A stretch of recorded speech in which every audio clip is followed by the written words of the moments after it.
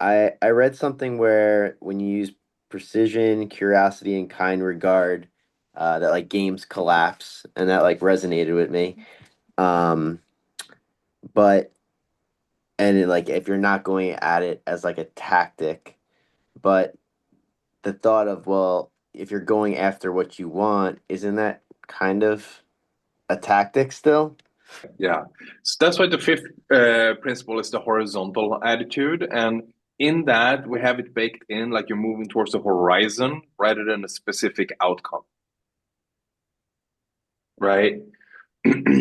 So you can just state, like, hey, I'm looking for this general direction of moving towards this, right? Rather than having a covert outcome that you're trying to create, right? So that way you're not playing games yourself. Right. For me, I define playing games as I have a specific agenda that I'm trying to create by like moving uh, chess pieces around on the board and secretly trying to get over here without the other person knowing. Right. That to me is playing a game. Right. And so in order to apply these things without doing that, I will go, here's the general direction I would like to get to with you. And now it's spoken. And we want that outcome to also be a horizontal outcome where I am not getting a one up. Right? The fifth principle is massive. There's so much complexity in it. Um, but yeah, so if you So have that, basically, like a win-win situation. yeah, exactly, right? Um, and anyone who responds really negatively to this is a person you probably don't want to collaborate with anyway, because they don't have those kinds of ethics anyway. Right? And Okay. so even if someone is trying to fuck you over, it's like rather than taking revenge, it's like, hey, I want us to be on an even playing field here. I'm not trying to one up you now. Let's just get back to evenness, right? There's a certain almost forgiveness to it, in a sense, but not in a way where you tolerate bad shit. Like if someone else is one upping me, that's not horizontal. I'm not tolerating that. We got to be horizontal. If you're not willing to engage with me in a horizontal way, I will not engage with you. And I will do everything I can to contain you so that you're removed or contained from my in my life. And so you have no impact. But I'll also tell them, like I'll be transparent about it. Unless it would be directly harmful for me or my life or anyone to tell them. So again, we also got to look at like what kind of domain are we in. Sometimes we're in a chaotic domain and it's like an absolute fucking sociopath, right? Then you don't have, then these principles are more for like if you're in a complex domain, right? But if you're dealing with someone with proper antisocial tendencies, you don't have to be curious. Like, don't have to do any of that shit. Contain the person and remove them from your life as soon as you can, right? So this is like if you have other uh, actors in your life that are worth having a relationship with or collaborating with to some degree, then you use these principles. Um, or maybe they're not worth it, but you have to deal with it. Like if you're at work and you have a narcissistic person that's a colleague or whatever, and you can't get rid of them, then these principles work really well for containing that thing. Um, but you know, sometimes you deal with someone that's just like you don't, you're not that connected because you're not at the same workplace. Then I would just remove the person. Um, so it's well, we also got to look at like, is it worth applying the principles or not? Because it still requires effort and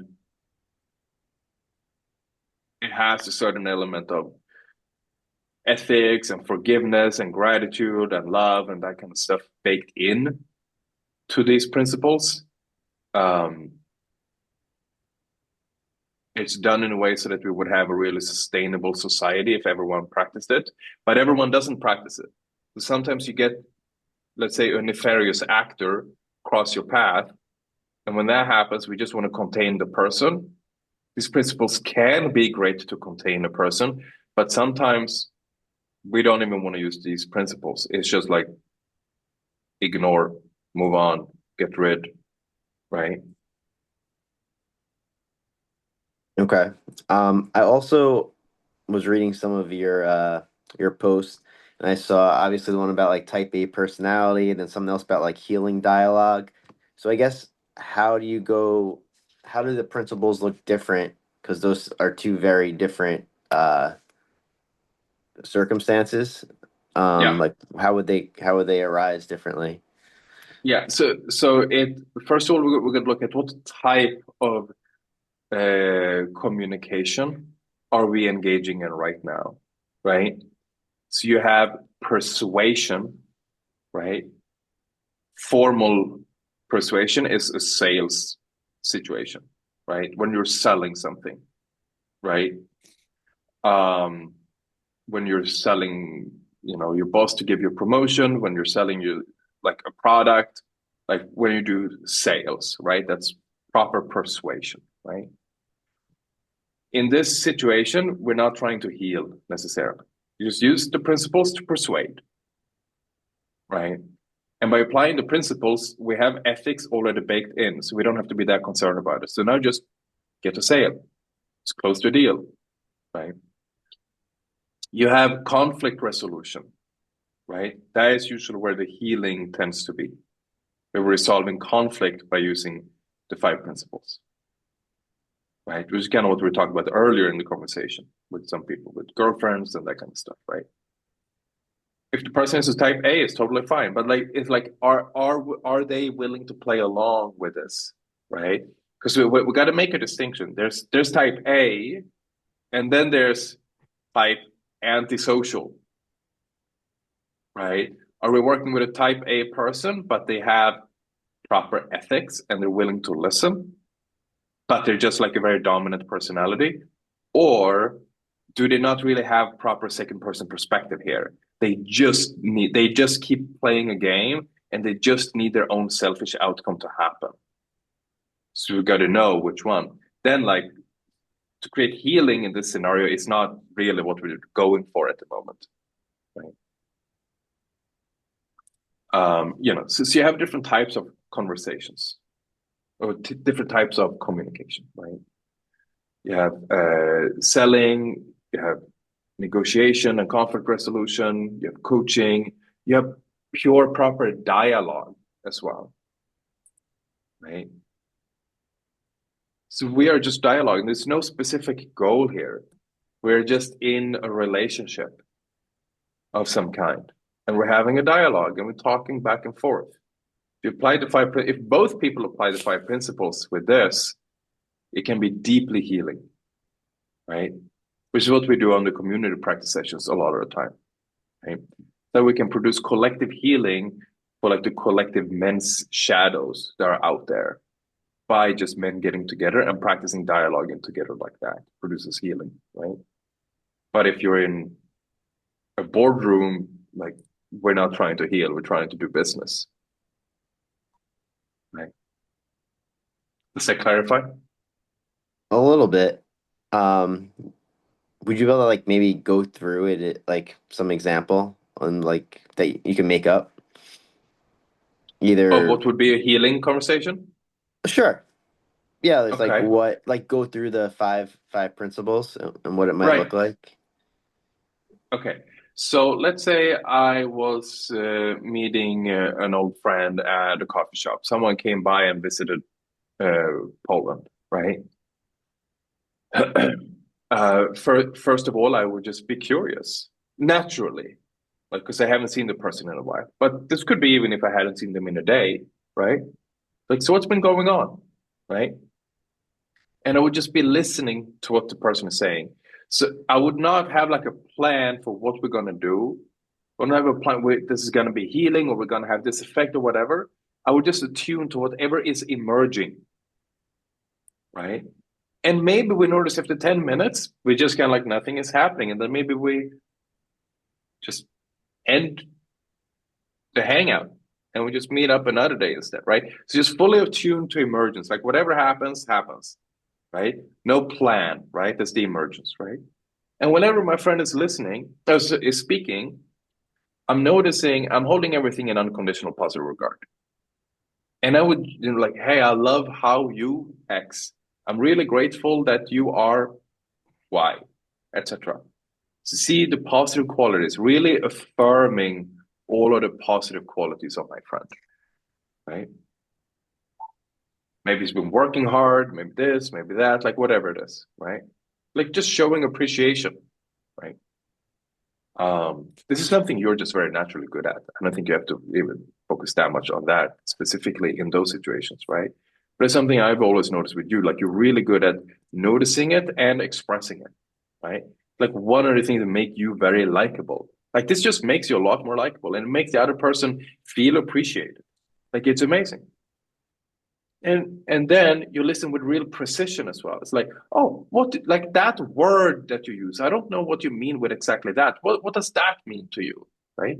So you're not like showing real deep attention onto what your friend is saying. Like that person is feeling really seen and really heard for who they are. Typically speaking, this leads to a lot of depth. And your friend may start share things that they normally don't share with people, right? This happens to be all people are like, oh, I don't know why I'm telling you this. Like, I just met you, like, whatever, right? This happens all the time, right? And then they may share something that they feel like maybe they will be judged by. Oh, I see this unconditional positive regard. That is the kind of moments where we start to produce something that could produce healing. If we stay in that pocket now and we keep talking about this, and this person keeps sharing about this for 20, 30, 40 minutes, and consistently, I'm just curious. I'm trying to understand with precision. I'm holding everything in unconditional positive regard. I'm just attuning to what is emerging and I'm staying horizontal. So I'm not teaching, I'm not telling them how to view things, right? But we're just horizontal as a peer to peer. This is the kind of stuff that produces healing. You ever like while that's going on, they something comes up and it like triggers something, you got to kind of bring yourself back into. I mean, I'm guessing before you even start the conversation, you try to bring yourself into a specific state. Yes, exactly. Yeah, good intuition. So there are five main state practices that work as a companion to the five principles, right? So we work with equanimity, love, gratitude, forgiveness, big one, and vulnerability, right? And are you trying to tap into all those at the same time? No, No. no, no. It's whatever is right due to what is emerging right now. So they working right? So I see. these principles feed back into each other, right? So if the person is is getting a little bit, if they're frustrating me, for example, right? Then forgiveness could be powerful. Right? Just a state of forgiveness. It's like it's fine, right? Or maybe if the person is expressing something that just challenges me a little bit. I can go into a state of gratitude. I get to be challenged now. I get to grow from this, right? And so on and so forth.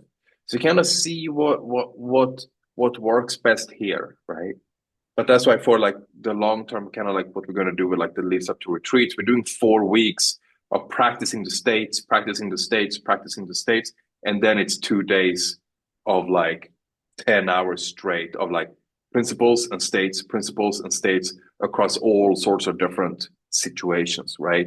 Because you ultimately want to get to the place where you have the kind of control over your state where you just, oh, I need Boom. gratitude right now. Boom. Right? Like you want it to be like a remote control. You just like channel one, channel two, channel five, channel four.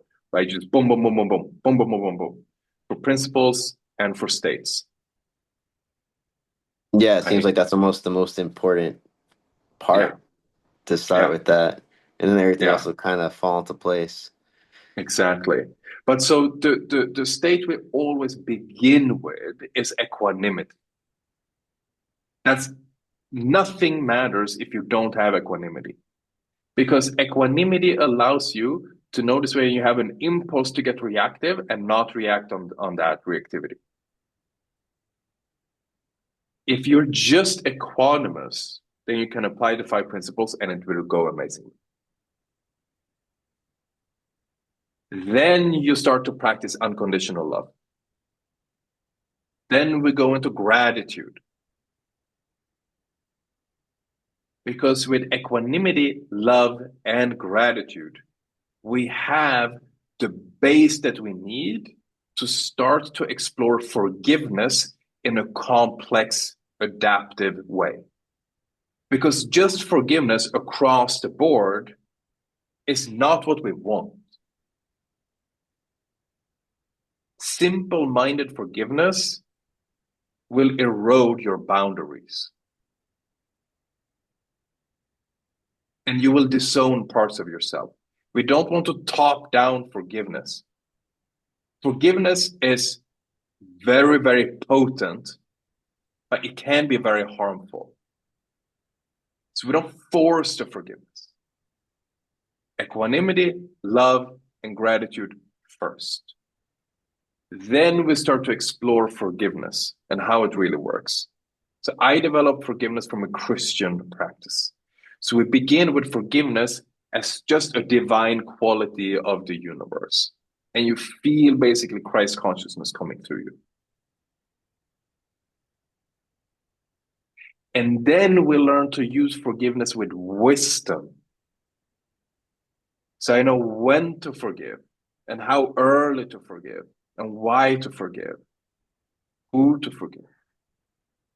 It's just forgiveness across the board, right? But ultimately, forgiveness is a very, very, very, let's say, high frequency state. There's a reason why the greatest spiritual masters tended to speak about forgiveness, right? Not the very least Jesus, right? Well, in many ways, it's the pinnacle of it all, right? Then after this, we learn to work with vulnerability. But vulnerability is even more important to be complex with and wise. Because if you're just being vulnerable around anyone, those vulnerabilities can be taken and used against us. It can create more traumas, new traumas. It just can create chaos. But if we don't learn how to work with vulnerability, we never get proper true intimacy. So we have to learn how to work with vulnerability, or else we will not have the fullest, richest, deepest, most meaningful life that we can. But if we fall into it recklessly, it just does as much harm as it could have done good for ourselves and for others. Right? Because we can also risk falling into trauma dumping and stuff like that as well. It's like, well, I just want to share everything because it feels so good. It's like, yeah, but that's not the point, right? You can become a vulnerability junkie as well because it feels so good to be super vulnerable. Like, yeah, but it's not that compassionate always to others. And it's actually not even compassionate to yourself, right? But so nothing matters if we don't have equanimity first. Because without equanimity, we're going to just fall into negative states. We're just going to get reactive, right? And here, if you're a leader that's just getting reactive, you're just going to lose trust and respect from the people that you're leading. If you have a team or clients or staff or like whatever it is, it's terrible, right? So as a leader, again, lots of fruits to being in a leadership position, but it comes with a responsibility of like, I don't get to be reactive in it. I get to be responsive. I'm going to respond rather than react, right? And that's not possible if we don't have a solid equanimity practice first.